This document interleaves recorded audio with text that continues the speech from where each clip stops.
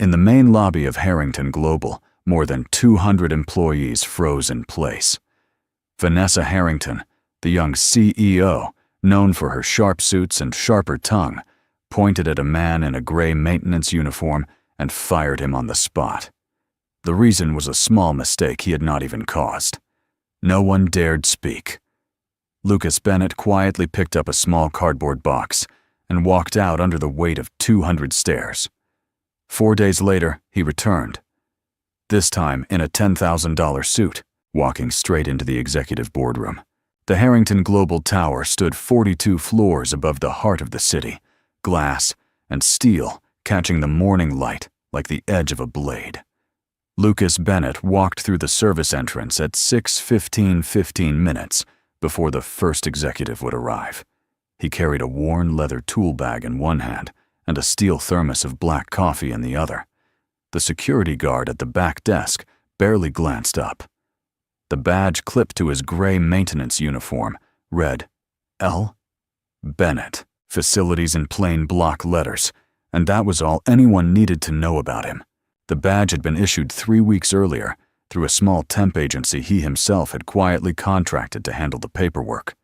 No one inside the building knew the man swiping in at the service door was the same man whose signature had founded the company 12 years ago. No one knew his name still sat on 58% of the shares. He preferred it that way for now. The truth was a tool, and tools were only useful when you used them at the right moment.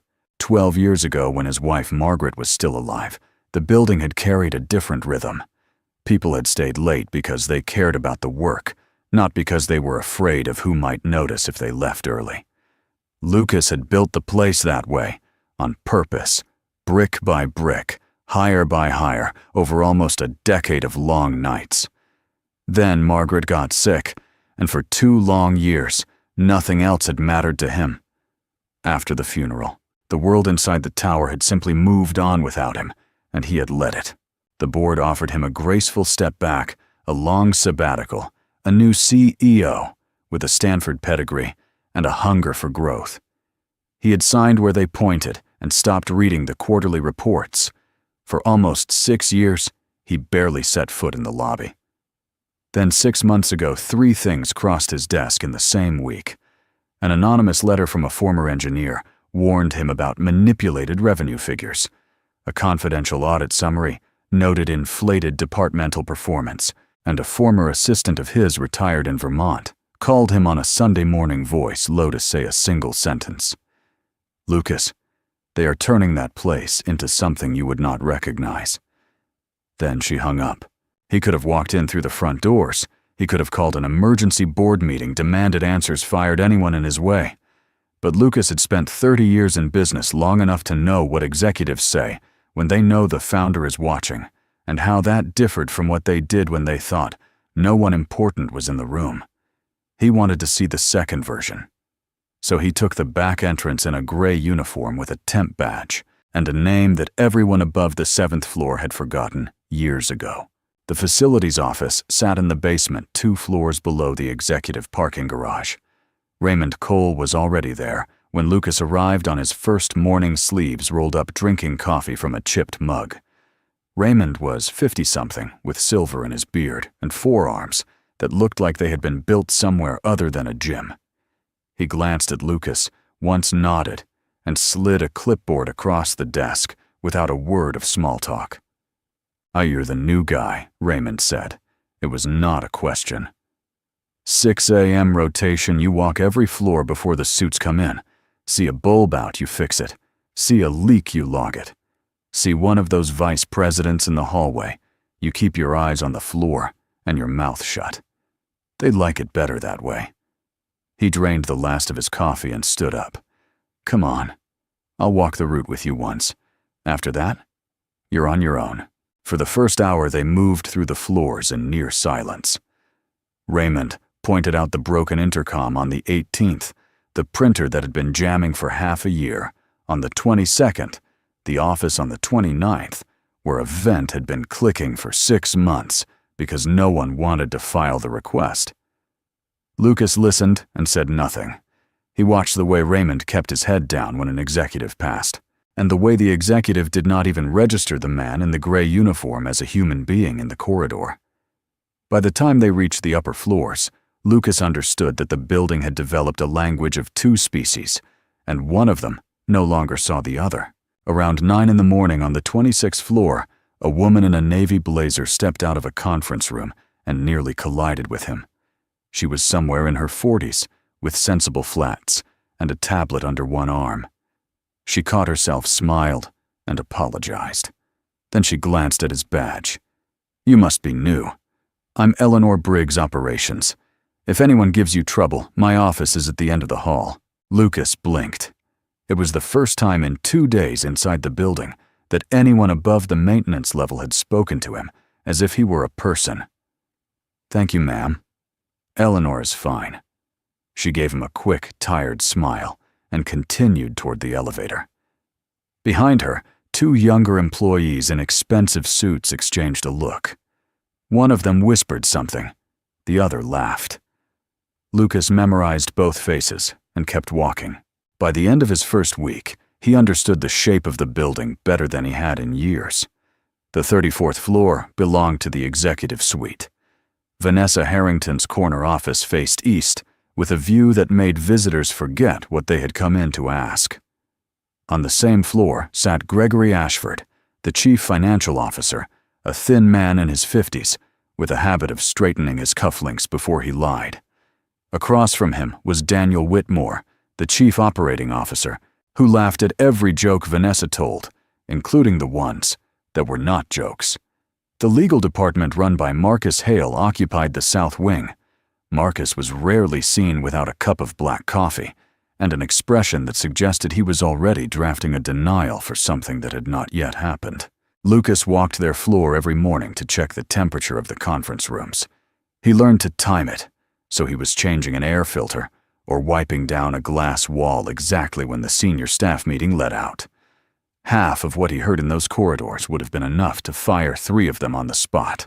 He simply listened, logged it in his head, and went back downstairs. He heard Ashford tell a junior analyst in a low voice in the hallway to adjust the variance line so it tells a happier story before Vanessa sees it. He heard Whitmore tell a vendor on speakerphone that the company had no problem absorbing a 6% margin loss as long as the public number stays clean. He heard Marcus Hale in the elevator tell a colleague that the lawsuit from the Phoenix office is being handled, which means it is being buried. Each phrase was small on its own. Together, they painted a picture Lucas had seen too often in other companies and never expected to see in his own. And then there was Vanessa. He heard her mostly through closed doors, but the closed doors of executive suites were thinner than executives realized. He heard her tell her assistant Diane Mercer in clipped sentences that a regional director who had questioned a budget line should be reassigned to a city no one wanted to live in. He heard her tell a vice president that loyalty was the only metric she still believed in. He heard her tell a room full of department heads that this company does not have problems, it has opportunities. And he heard the silence afterward, the kind that meant nobody in the room dared disagree. On the morning of his 9th day, Lucas was wiping down the glass of a small huddle room on the 29th floor when he heard a woman crying in the office next door. Through the gap in the blinds, he saw a young analyst standing in front of Daniel Whitmore's desk. Whitmore was leaning back in his chair, one hand resting on his stomach, the other waving in the air as if dismissing a fly. "I asked for the corrected forecast by 8, Whitmore was saying. "It is now 8:40. Do you understand what that delay costs me? Not the company. Me." The analyst tried to answer, voice tight. "Sir, the data from the warehouse was incomplete, and I wanted to be accurate before submitting accurate."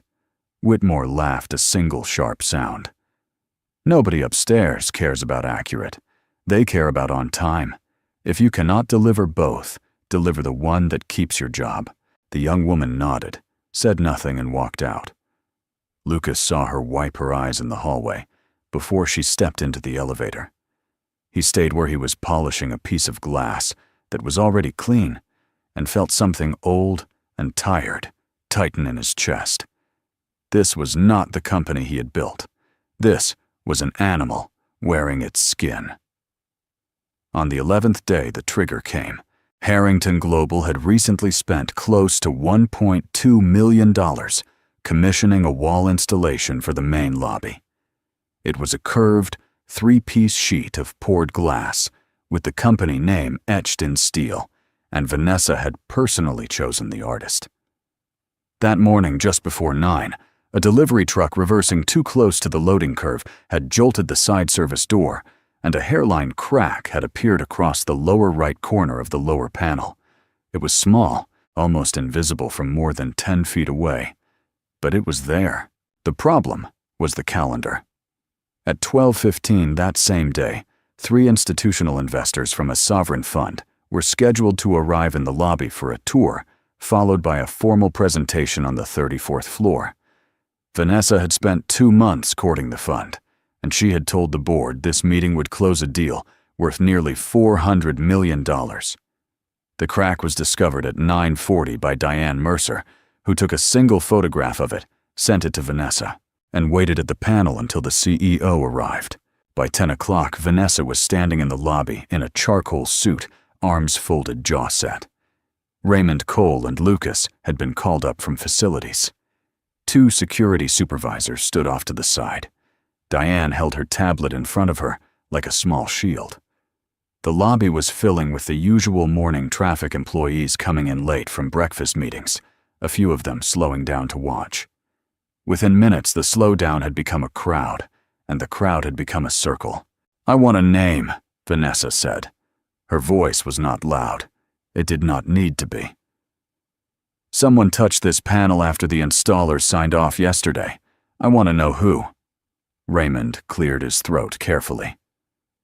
"Ma'am, with respect, it looks like a stress crack from outside impact, most likely the loading bay door. We can call the installation team back to assess, and I did not ask for a theory." Vanessa's eyes had not moved from the panel. "I asked for a name." A silence settled into the lobby. By now, the circle of onlookers had grown. Employees stood with their coffee cups paused halfway to their mouths. From the mezzanine above, dozens more leaned against the railing to watch. Lucas counted in his head without meaning to. Easily more than 200 witnesses on the floor and above. Diane Mercer stepped forward, her voice careful. Maintenance signed off on the lobby check at 6 a.m. The log shows L. Bennett as the morning rotation. Vanessa's eyes moved finally and landed on Lucas. She studied him the way a person studies an item on a shelf they had not noticed until that moment. He could see her measuring him in real time. Cheap uniform. Quiet. New. Not someone with a network. Not someone who would be missed by anyone who mattered to her quarterly numbers. "You were on the rotation," she said. "I was." Lucas kept his voice level. "I walked the lobby at 6:05. The panel was intact. I logged it on the clipboard at the front desk. The crack happened after 6, when I was already on the upper floors.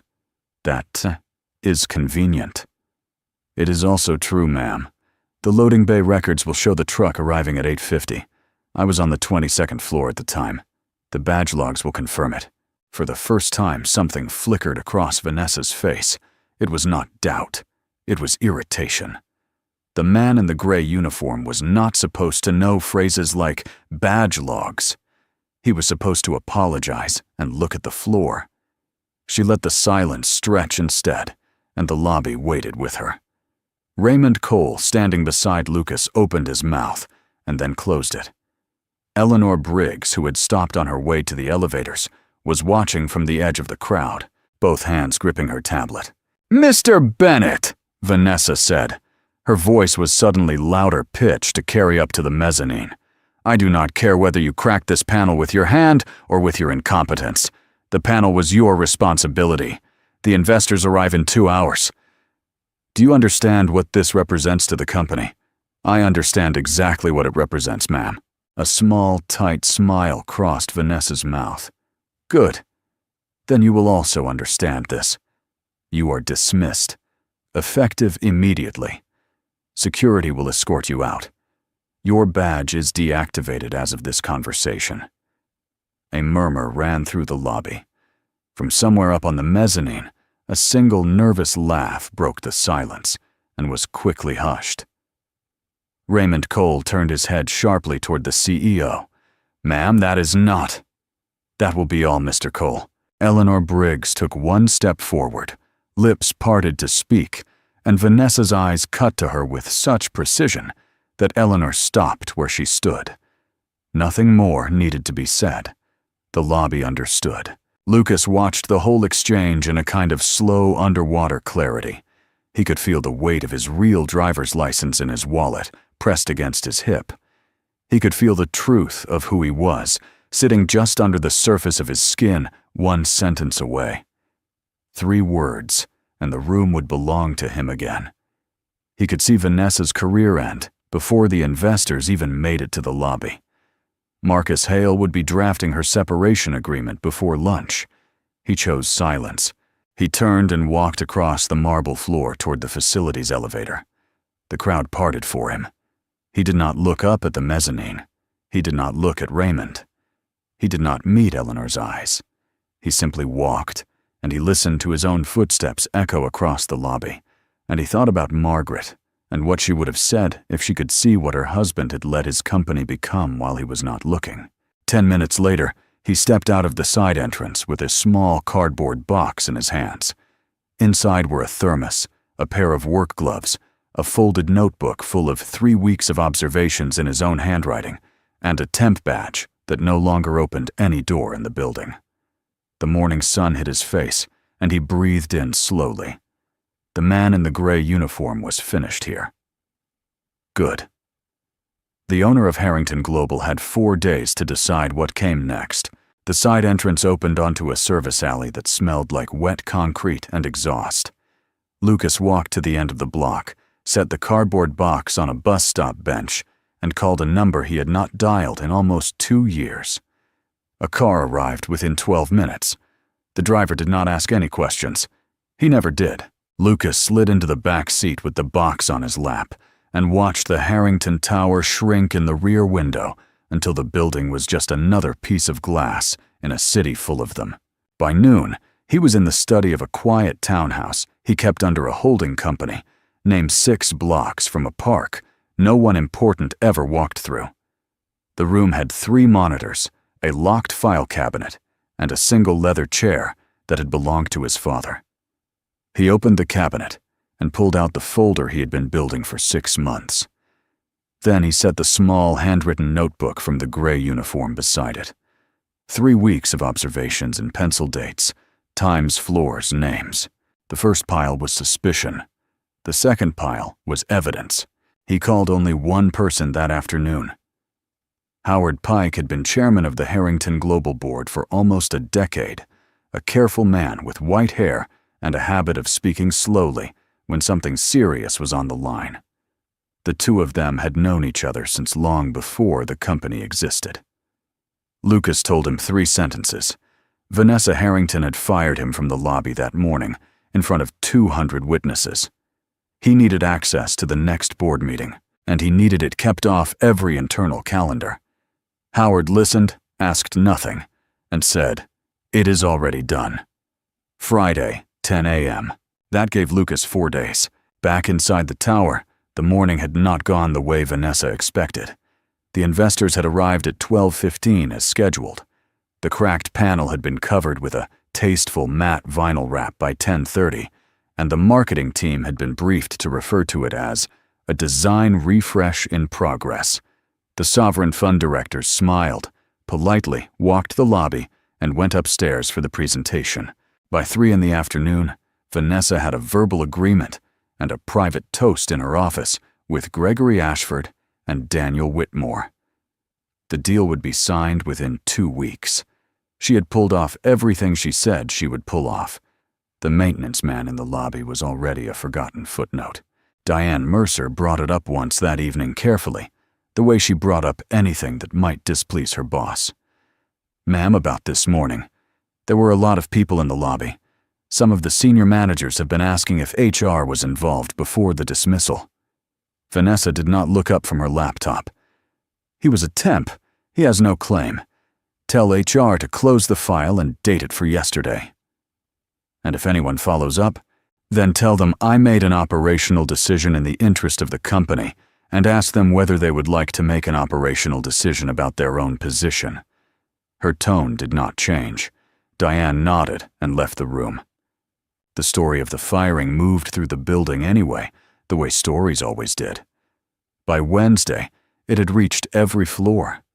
By Thursday, it had grown small additional details that nobody could quite source. Some said the maintenance man had been rude to the CEO.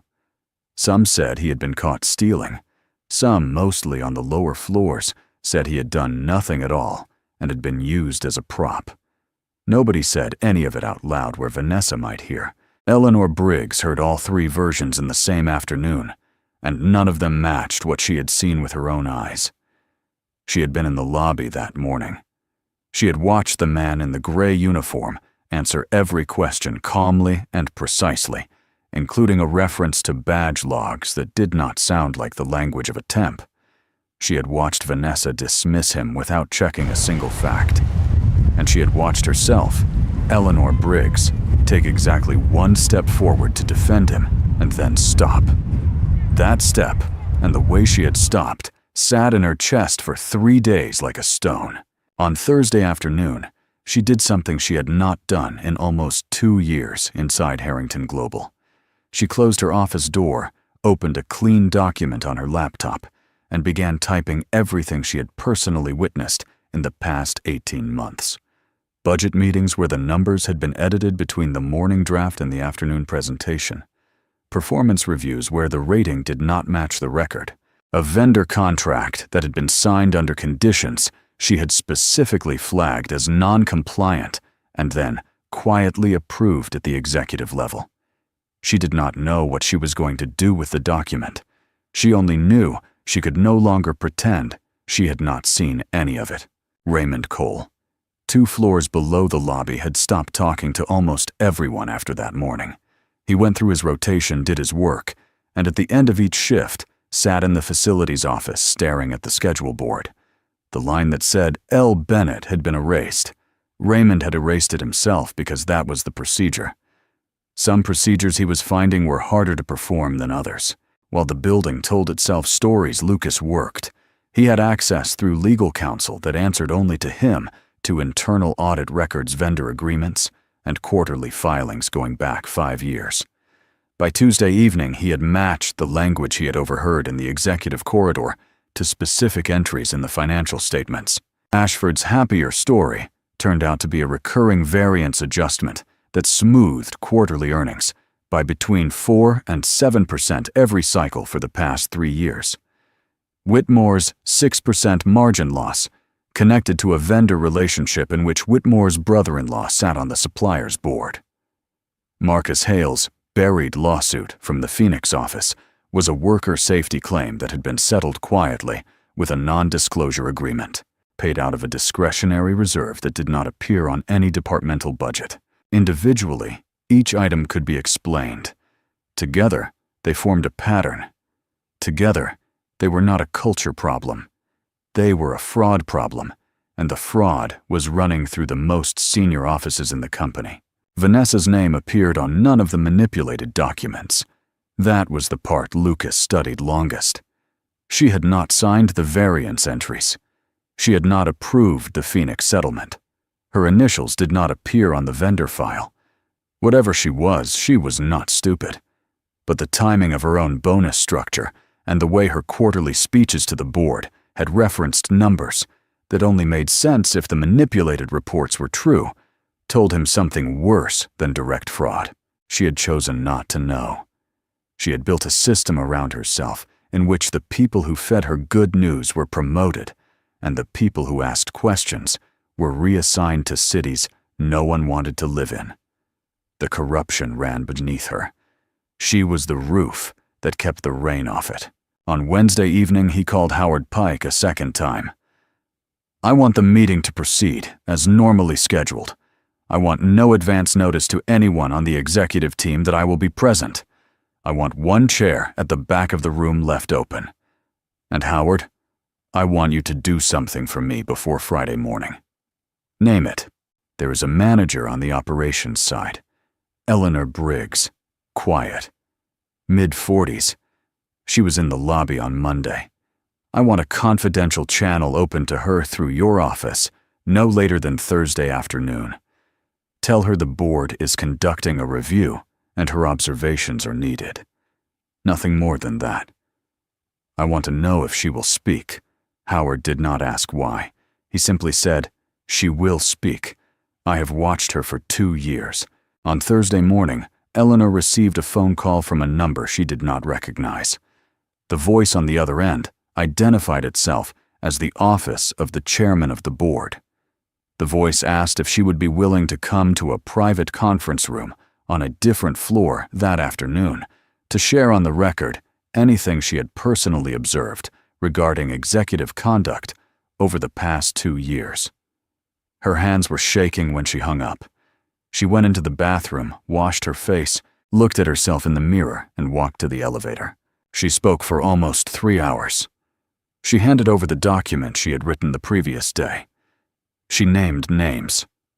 When she walked out, she felt lighter than she had in 18 months, and also more frightened than she had ever been at her desk. She did not know that the man asking the questions on the other side of a video link, his face deliberately not on camera, was the man she had watched walk out of the lobby on Monday with a cardboard box. Vanessa, meanwhile, was preparing for Friday's board meeting with the confidence of a person who had not lost an argument in 2 years. The agenda included the announcement of the sovereign fund deal, a presentation of the latest quarterly performance, and a vote on a proposed restructuring plan that would consolidate 3 regional divisions under a new operating model. The restructuring was Whitmore's idea. Ashford had built the financial projections. Marcus Hale had cleared the legal language. The projections showed savings of nearly $280 million over 3 years. What the projections did not show, because it had been deliberately omitted from the appendix, was that the same restructuring would require the divestiture of a logistics subsidiary at a written-down book value. The written-down number was significantly below the subsidiary's actual market value. The buyer, a holding company registered in Delaware, had been quietly identified by Ashford and Whitmore over the previous 9 months. The holding company's ownership structure, traced back through 3 shell entities, ended at a small group of individuals that included Whitmore's brother-in-law and a former Ashford associate. The transaction would generate, by Lucas's most conservative estimate, somewhere between $200 and $300 million in value transferred out of the company and into private hands, all under the cover of a vote that the board was being asked to approve as a routine efficiency measure. Lucas read the appendix 3 times on Thursday night. He poured himself a glass of water, didn't drink it, and stood at the window of his study for almost an hour. He thought about the analyst he had seen crying outside Whitmore's office. He thought about Eleanor's voice on the recorded call that afternoon, steady and tired. He thought about Raymond Cole erasing his name from the rotation board. He thought about Margaret, and about a promise he had made to her in a hospital room he had not allowed himself to remember for almost 7 years. Then he went to bed. On Thursday evening, Vanessa was in her office at nearly 9 p.m., going through the slide deck one final time, when Diane knocked softly and entered. "There is something I should mention, ma'am. The chairman's office added a name to tomorrow's attendance list this afternoon, a major shareholder, listed only as observer." Vanessa looked up. "Which shareholder?" "The entry is anonymized. Howard's office said the shareholder requested confidentiality until the meeting. He carries voting weight in the high 50s. Something cold passed behind Vanessa's eyes briefly, and then was gone. She closed her laptop carefully. "Find out who it is." "I tried, Mom. The chairman's office declined to confirm. Then we make sure the presentation is flawless." Her voice steadied more for her own benefit than Diane's. "A major shareholder shows up on a quarterly review that is normal. We give them the numbers. We give them the deal. We give them the restructuring vote. They walk out happy. That is what we do." Diane nodded and left. Vanessa sat alone at her desk, looking at her own reflection in the dark surface of the laptop. For the first time in months, she could not quite read her own face. Friday morning arrived gray and overcast. The board members began arriving at the 34th floor conference room shortly after 9. Coffee was poured. Folders were distributed. Ashford double-checked the projector. Whitmore made small jokes that everyone laughed at. Marcus Hale sat at the far end, with a leather portfolio closed in front of him. Vanessa took her seat at the head of the table at 9:58, wearing a deep blue suit and the calm expression she had practiced since she was 22. At 10 o'clock exactly, Howard Pike called the meeting to order.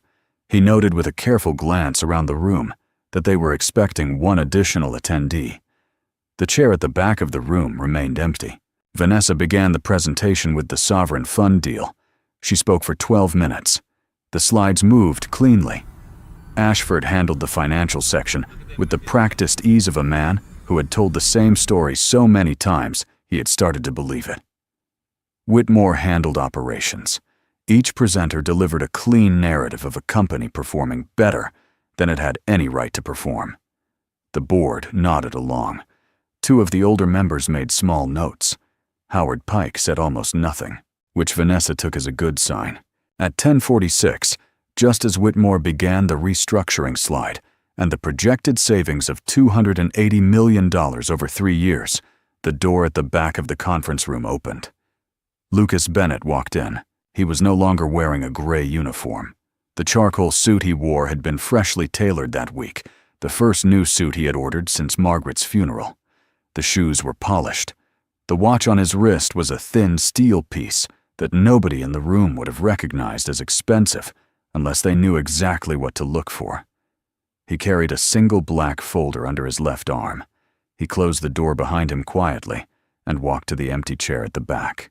Half the room glanced at him and went back to the slide. Whitmore continued speaking for almost 6 seconds before he registered the face at the back and lost his place mid-sentence. Vanessa looked up. The conference room went completely silent. Vanessa's face went through 3 expressions. In 2 seconds, recognition, confusion, and then something close to disbelief. The man at the back of the room was the maintenance worker she had dismissed in front of 200 witnesses on Monday morning. She knew this with absolute certainty. She also knew, looking at the cut of his suit and the way he had walked into the room, that she had been wrong about something she did not yet understand. Gregory Ashford recovered first.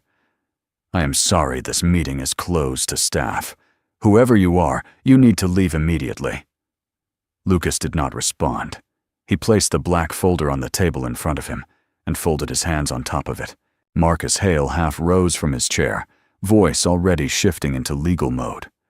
"Sir, this is a private board session. If you do not leave the room, we will be forced to call security and pursue charges for trespass and corporate impersonation. Do you understand me?" Whitmore added with a short laugh aimed at the room more than at Lucas. "Vanessa, isn't this the man you fired from the lobby? Did he wander up here to apologize?" A small ripple of nervous laughter moved through some of the junior board observers, the kind of laughter that always followed a senior executive's lead, even when nobody was sure what was being laughed at. Vanessa did not laugh. She was watching Lucas's face. She still had not said a word. Marcus Hale lifted the phone on the conference table. "I am calling security." Lucas spoke for the first time, voice quiet and even. "Mr. Hale, before you make that call, I would suggest you ask the chairman to confirm the identity of the major shareholder listed on this morning's attendance roster." Marcus's hand hovered over the phone. He looked at Howard. Howard Pike looked at Vanessa, then at the rest of the room, and then at Lucas. "Gentlemen," he said, and his voice carried the slow steadiness of a man who had been waiting 4 days to say this sentence. "I would like to introduce the founder and the controlling shareholder of Harrington Global, Mr. Lucas Bennett." The silence in the conference room had a weight to it. Nobody breathed. Marcus Hale's hand was still hovering above the phone. Gregory Ashford's mouth had closed into a thin line. Daniel Whitmore had gone the color of old paper. Vanessa Harrington sat very still at the head of the table, her hands folded in front of her, and watched the man at the back of the room as if she were waiting for the floor to confirm it was still beneath her chair. Lucas stood up slowly. He walked along the side of the table without hurry. He stopped at the empty seat directly to the right of Howard Pike, set the black folder down, and remained standing. Every eye in the room followed him. For those of you who do not know me by face, Lucas said, "I founded this company in 2014. I hold 58% of the voting shares. I have not attended a board meeting in almost 6 years. I apologize for that absence. It will not happen again." He opened the folder. Inside were 3 stacks of documents neatly clipped, color-tabbed. He did not pick them up yet. He let the room see them. For the past 3 weeks, he continued, "I have been employed in this building as a member of the facilities team. My badge read L. Bennett. My uniform was gray. I worked the morning rotation. On Monday, at approximately 10:15 a.m., I was dismissed in the lobby in front of more than 200 employees by your chief executive officer for a stress crack in a glass panel that I did not cause and that the loading dock records confirm I could not have caused." He glanced once at Vanessa. Her expression had not moved. Her hands, however, were no longer folded. They were flat against the table. "I did not return today to discuss that dismissal. I returned to discuss what I observed during the 3 weeks before it." Ashford cleared his throat, the cufflink habit already beginning. "Lucas, I think there has been some kind of misunderstanding. If you had concerns, a simple call to me or to Vanessa would have—" "Mr. Ashford." Lucas's voice did not rise. It simply cut through. "Please do not interrupt me again until I am finished. After that, you will have all the time you need to speak. I would suggest you use it carefully." Ashford closed his mouth. Lucas turned the first stack of documents around and slid it across the table toward Howard Pike. "Variance adjustments quarterly, 3 fiscal years. Each adjustment falls between 4 and 7%. Each one is initialed by Mr. Ashford. The pattern smooths reported earnings in a way that does not match the underlying operational data. The underlying operational data is in the second tab." He slid the second stack across. "Vendor relationship analysis, 2 years. The lead vendor in our logistics supply chain is owned by a holding structure that, when traced through 3 intermediary entities, includes the brother-in-law of Mr. Whitmore. The pricing on that contract sits between 11 and 14% above the next nearest comparable bid. Mr. Whitmore signed the original award memo. The third stack went last. The Phoenix matter. A worker safety claim settled with a non-disclosure agreement, paid from a discretionary reserve that does not appear on any departmental budget. The reserve was authorized through a single-page memo signed by Mr. Hale. The memo is in your folder." Marcus Hale had not moved. The phone which he had been about to lift sat untouched in front of him. Lucas walked once around the table, now slowly, the way a man walks through a house he has not lived in for a long time. These 3 items on their own would have triggered an internal audit. Together, they are a pattern. I will not characterize them further in this room. That is what counsel and the audit committee are for. What I will say is this." He stopped behind his own chair and rested both hands on the back of it. "None of these documents bear the signature of your chief executive officer." Vanessa's eyes flickered. "Ms. Harrington did not sign the variance entries. She did not approve the vendor contract. She did not authorize the Phoenix settlement. By the strictest legal reading, her hands are clean." He let that hang in the air briefly. "And yet in the past 3 weeks, I have personally watched her dismiss a senior analyst's concern about manipulated forecasts as a, quote, loyalty problem. I have heard her instruct her assistant to reassign a regional director who questioned a budget line. I have heard her tell a room full of department heads that this company does not have problems, only opportunities. I have watched her on Monday morning fire a man in front of 200 witnesses without verifying a single fact because she needed a name before 12:15. He looked directly at Vanessa now. Ms. Harrington, you did not commit the fraud in this folder. You built the room it was committed in. You promoted the people who lied to you, and you reassigned the people who told you the truth. That is a slower crime, but it is the larger one. The audit committee will determine what the legal consequences are for the others. The governance consequences for the chief executive office are mine to determine. For the first time Vanessa spoke. Her voice was steadier than the room expected. Mr. Bennett, if what you say is true, and I am not in this moment conceding that it is then, the appropriate process is an investigation, not a public ambush in a board meeting. You are correct, Lucas said. The investigation begins this afternoon. The ambush was a courtesy, so that you would not learn the outcome from a press release. Howard Pike spoke for the first time. His voice was slow and dry. Mr. Ashford, Mr. Whitmore, Mr. Hale. As of this moment, the three of you are placed on administrative leave pending the conclusion of an independent audit. You will surrender your access credentials to security on your way out. You will not return to the executive floor until the audit committee has issued its findings. Counsel will be in touch within the hour regarding the terms. Ashford opened his mouth and then closed it. Whitmore had gone from the color of old paper to something grayer. Marcus Hale, who had spent 20 years drafting the kind of language that was now being aimed at, him simply nodded once and stared at the table. The restructuring vote on today's agenda for Mife. Howard continued, is withdrawn. The board will reconvene next Friday at 10 a.m. to consider it again with the appendix that was not included in this morning's distribution. Counsel will explain to those of you who have not yet read it what that appendix contains. The three men gathered their things in silence. Two members of corporate security had appeared at the door. Whitmore looked once at Vanessa as he passed her chair, and Vanessa did not look back at him. The door closed behind them. Howard turned to Vanessa.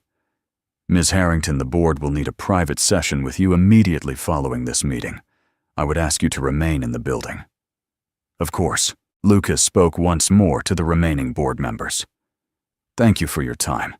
There is one more matter, and then I am finished for today. Diane Mercer, who has served as executive assistant to the chief executive office for the past 3 years, has done her job exactly as instructed. She is to be retained, reassigned at her preference, and held harmless in any subsequent review. Her cooperation with the audit committee will be appreciated, but it is not a condition of her employment. He closed the empty folder.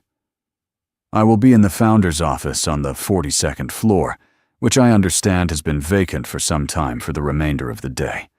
Anyone who has something to say to me may come up. He turned and walked out. The 42nd floor had been kept clean by a rotation Lucas himself had quietly funded through a building services account. The office was smaller than people expected. One desk, 2 chairs facing it, a long window looking east over the city. He had not sat behind that desk in almost 6 years. He sat down now and waited. Eleanor Briggs arrived first, just after 1 in the afternoon, with a manila envelope under her arm and the look of a person who had not slept. Lucas stood when she entered. Mr. Bennett. Lucas, please. She set the envelope on his desk. I gave Howard's office everything I knew on Thursday. This is the rest of it, the parts I did not say out loud. Thank you, Eleanor. He did not open it. Sit down. She sat. Her hands were knotted together in her lap. I want you to understand something, Lucas said. I am not going to ask you to take a title today, because you should not have to make a decision like that under the conditions of this week. But I am going to ask you to spend the next 90 days working directly with me on the rebuilding of the operations function. After 90 days, if you decide you do not want the role permanently, I will help you find a position at any company in this city, and I will personally write the reference. If you do want it, the chief operating officer position is yours. Eleanor studied him in silence before answering. On Monday morning in the lobby, I took 1 step forward and I stopped. I know. I saw you. I have thought about that step every day since. Eleanor, he kept his voice low. On Monday morning, I was the only person in that lobby who knew the entire situation, and I chose silence. You owe me nothing. You took the step. That was already more than anyone else in the room did. She nodded, and her eyes were wet briefly, and then they were not. 90 days, she said. Yes. Raymond Cole came up an hour later. He stood in the doorway with his cap in his hands and the same silver in his beard, and would not sit down until Lucas asked him 3 times. You were Bennett. Raymond's voice was rough. On the rotation, the temp. I was. I erased your name from the board on Monday afternoon. That was the procedure. It was the procedure. Raymond's eyes settled on the floor. It was also the wrong thing to do.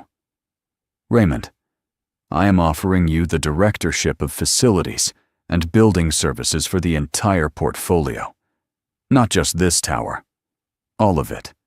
Salary and structure to be designed around what makes the work make sense for the people who do it. I would like you to write the first draft of that structure yourself. Take a week. Raymond looked up.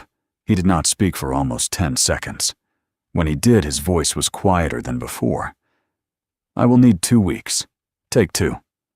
Raymond nodded, once clasped his cap a little tighter, and walked out. The afternoon moved on. A few department heads came up, careful formal offering condolences for the disruption and quiet declarations of support. Lucas thanked each of them and made no promises and no threats. By 4 o'clock, he was alone again, with the city dimming outside the window. At 4:15, Diane Mercer knocked. Ms. Harrington is asking if you have a moment. Send her up. Vanessa entered in the same deep blue suit she had worn in the morning, but something in her bearing had changed. She closed the door behind her and remained standing. Mr. Bennett. Lucas is fine. I would prefer Mr. Bennett this afternoon.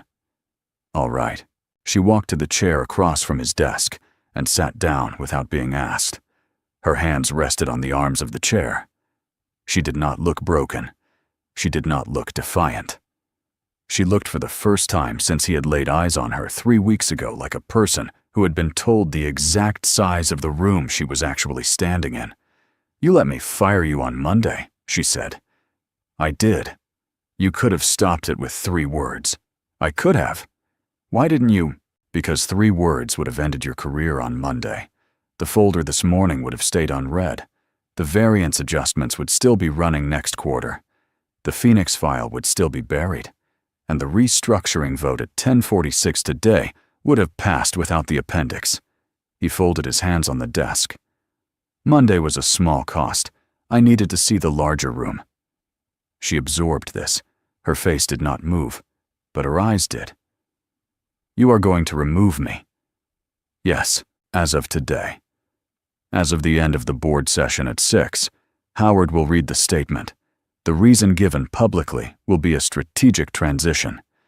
The internal reason will reference the governance findings of the audit, which will not be completed for another 6 weeks, but which I am willing to summarize for you privately now. I'm listening. Vanessa. It was the first time he had spoken her first name directly to her face. You are 36 years old. You are not stupid, and you are not at the core of who you are dishonest. You were given this office at 31. The people around you understood faster than you did that the way to stay close to you was to bring you good news. Over 5 years, you stopped distinguishing between the people who told you the truth and the people who told you what made the room comfortable. That is a failure mode that has destroyed older executives than you. It is not a death sentence. It is a thing you can learn from if you are willing to. You are firing me and giving me a lecture. I'm ending your tenure as chief executive of this company and telling you that I'm not going to make a public spectacle of it. Your separation will be clean. Your non-disclosure will be reciprocal. You will not be charged with anything because, as I said this morning, by the strictest legal reading, your hands are clean. But you will not run this company again. Not this year. Not in 5 years. Not in 20. That door is closed. And the press will be told that you stepped down to pursue other opportunities. I will not contradict that statement. What you do next is yours." She sat with this in silence. The light outside the window had begun to turn the color of old gold. "What?" she said, finally. "Are you being this careful with me?" Lucas did not answer right away. "Because I built this company 12 years ago with my wife at the kitchen table. Margaret died 7 years ago. I stopped paying attention. I handed you a building, and I disappeared. The room you grew up in here was a room I left unsupervised. I am not absolving you. You made your choices. But I am not going to pretend I was not part of how the room got the way it got." Vanessa's eyes were very steady. She stood up. "Mr. Bennett, thank you for the directness." "Vanessa," she stopped at the door. "If in 2 years you want to sit down and have a conversation about what you learned, I will take that meeting." She did not answer. She opened the door and walked out. 6 weeks later, the audit committee released its findings. Ashford, Whitmore, and Hale were terminated for cause and referred to outside counsel for further action. The Phoenix settlement was reopened. The vendor contract was canceled. The logistics subsidiary was retained. The restructuring plan in its true form never came to a vote.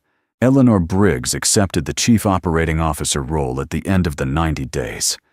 Raymond Cole's facilities restructure became a template that was later studied by 2 business schools. Lucas Bennett resumed the title of Chief Executive Officer on an interim basis and held it for 18 months, while a successor was identified and trained the way a successor should be trained. In his first all-hands meeting after the transition, Lucas stood in the same lobby, where he had walked out with a cardboard box, and he spoke for less than 4 minutes. 3 weeks before I returned to this office, he said, "I worked in this building in a gray uniform. Most of you walked past me. A few of you spoke to me. One of you on a Monday morning fired me in front of 200 witnesses for something I didn't do." The lobby was very quiet. I am not telling you this story because I want anyone in this room to feel ashamed. I am telling you because a title does not make a person valuable, and the absence of one does not make a person disposable. The measure of a leader is not how they speak to the people above them. It is how they speak to the people they believe cannot hurt them. He looked across the room. Do not judge anyone by the uniform they are wearing today. The person you overlook this morning may decide your future tomorrow. He stepped down from the small platform, walked out across the marble floor, and the building for the first time in a long time felt like the one he had built.